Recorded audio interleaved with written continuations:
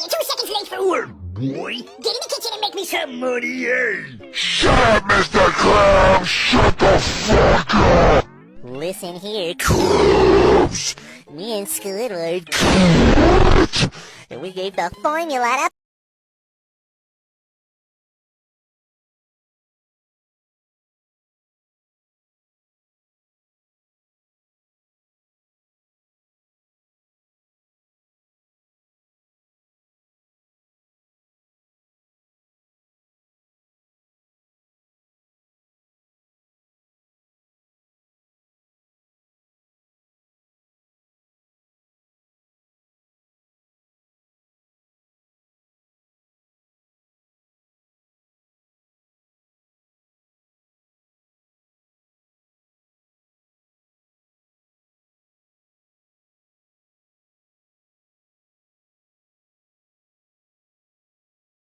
Morning of September 11th, 2001, 19 men armed with box cutters directed by a man on dialysis in a cave fortress halfway around the world using a satellite phone and a laptop directed the most sophisticated penetration of the most heavily defended airspace in the world, overpowering the passengers and the military combat-trained pilots on 4 commercial aircraft before flying those planes wildly off course for over an hour without being molested by a single fighter interceptor.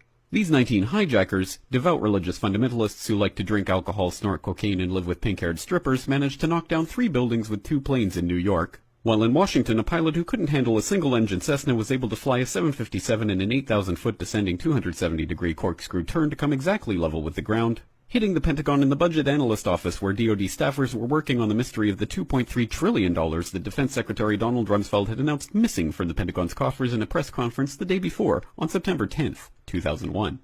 Luckily, the news anchors knew who did it within minutes. Osama bin Laden. The pundits knew within hours. Osama bin Laden. The administration knew within the day. Terrorists who committed these acts and those who harbored them. And the evidence literally fell into the FBI's lap. That a hijacker's passport was found blocks from the World Trade Center crash site, if you can believe that. But for some reason, a bunch of crazy conspiracy theorists demanded an investigation into the greatest attack on American soil in history. That investigation was delayed, underfunded, set up to fail, a conflict of interest, and a cover-up from start to finish. It was based on testimony extracted through torture, the records of which were destroyed. It failed to mention the existence of WTC-7, Able Danger, P-TECH, Sibel Edmonds, OBL and the CIA, and the drills of hijacked aircraft being flown into buildings that were being simulated at the precise same time that those events were actually happening. It was lied to by the Pentagon, the CIA, the Bush administration, and as for Bush and Cheney, well, no one knows what they told it because they testified in secret, off the record, not under oath, and behind closed doors. It didn't bother to look at who funded the attacks because that question is ultimately of little practical significance. Still, the 9/11 Commission did brilliantly answering all of the questions the public had, except most of the victims' family members' questions, and pinned blame on all the people responsible, although no one so much as lost their job, determining the attacks were failure of imagination. Because Nobody in our government, at least, and I don't think the prior government that could envision flying airplanes into buildings.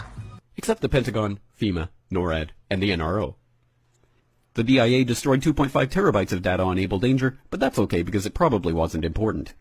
The SEC destroyed their records on the investigation into the insider trading before the attacks, but that's okay because destroying the records of the largest investigation in SEC history is just part of routine record keeping. NIST has classified the data that they used for their model of WTC-7's collapse, but that's okay because knowing how they made their model of the collapse would jeopardize public safety. The FBI has argued that all material related to their investigation of 9/11 should be kept secret from the public, but that's okay because the FBI probably has nothing to hide. This man never existed, nor is anything he had to say worthy of your attention, and if you say otherwise, you are a paranoid conspiracy theorist and deserve to be shunned by all of humanity. Likewise him, and her. And her, and her, and him. Osama bin Laden lived in a cave fortress in the hills of Afghanistan, but somehow got away. Then he was hiding out in Tora Bora, but somehow got away. Then he lived in Abbottabad for years, taunting the most comprehensive intelligence dragnet employing the most sophisticated technology in the history of the world for a decade, releasing video after video with complete impunity and getting younger and younger as he did so, before finally being found in a daring SEAL team raid which wasn't recorded on video, in which he didn't resist or use his wife as a human shield, and in which these crack special forces operatives panicked and killed this unarmed man, supposedly the best source of intelligence about those dastardly terrorists on the entire planet. Then they dumped his body in the ocean before telling anyone about it. Then a couple dozen of that team's members died in a helicopter crash in Afghanistan. This is the story of 9/11, brought to you by the media which told you the hard truths about... His head could be seen to move violently forward. And... They took the babies out of the incubators. And... Mobile production facilities. And... The rescue of Jessica Lynch. If you have any questions about this story, you are a batshit paranoid tinfoil dog-abusing baby hater and will be reviled by everyone. If you love your country and or freedom, happiness, rainbows, rock and roll, puppy dogs, apple pie, and your grandma, you will never ever express doubts about any part of this story to anyone. Ever. This has been a public service announcement by the Friends of the FBI, CIA, NSA, DIA, SEC, NSM, White House, NIST, and the 9/11 Commission. Because ignorance is strength.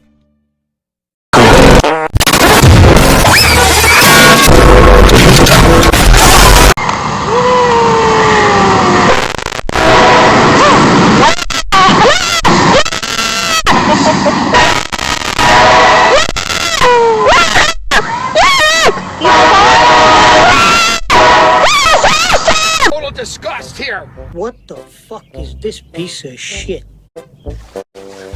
What a goofy looking fuck he was. What? No, dude! Shut the fuck up! Suddenly, it appeared on its own. Woo! Yeah!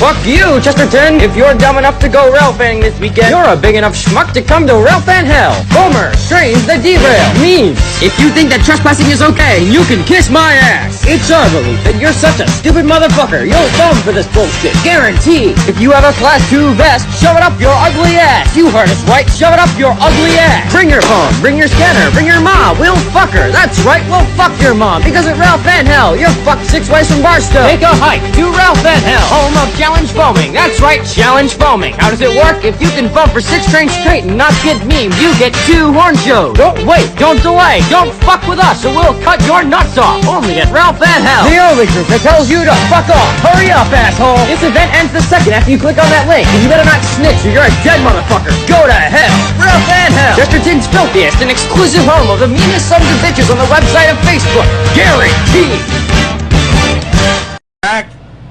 I mean, I didn't have a tape measure or anything like that, but it looked exactly the same size, length, girth, circumference of a Pringles can.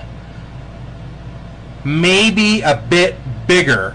And it was such a big shit that it was stuck in the toilet. And we tried flushing it, and that toilet it wouldn't go down the bowl. And it was so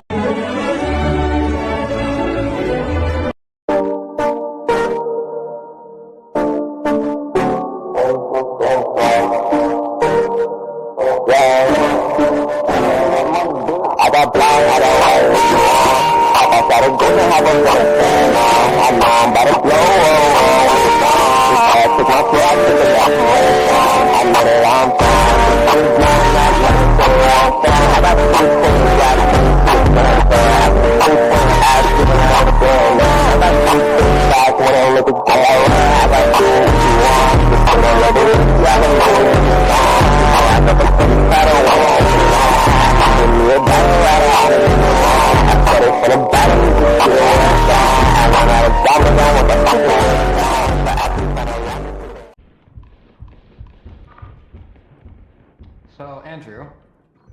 There's some Oppa Gangnam Style. Guys.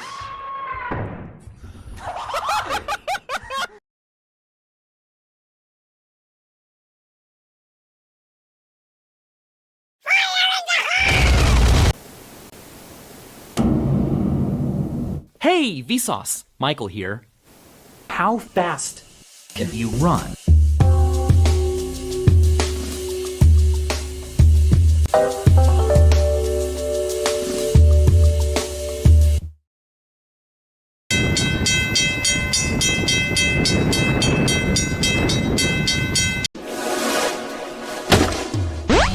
Hey, I found pills.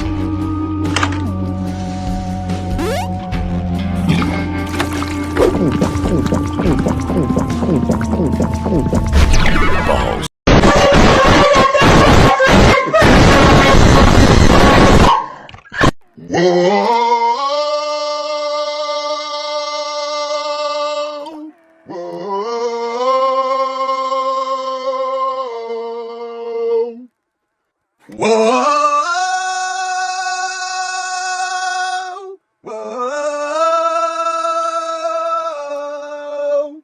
Everybody was kung fu fighting, become fast as lightning. Although the future is a little bit frightening, it's the book of your life that you're writing. I'm a fucking race car. The law doesn't care about your age. You're not safe. Even if you're 6 years old and you try this, you are going to jail for life. You will be in the slammer forever, and your parents will get divorced, and Santa Claus isn't bringing you any presents, so don't you even fucking think about trying this, alright? You little snot-nosed, milk-drinking little turd.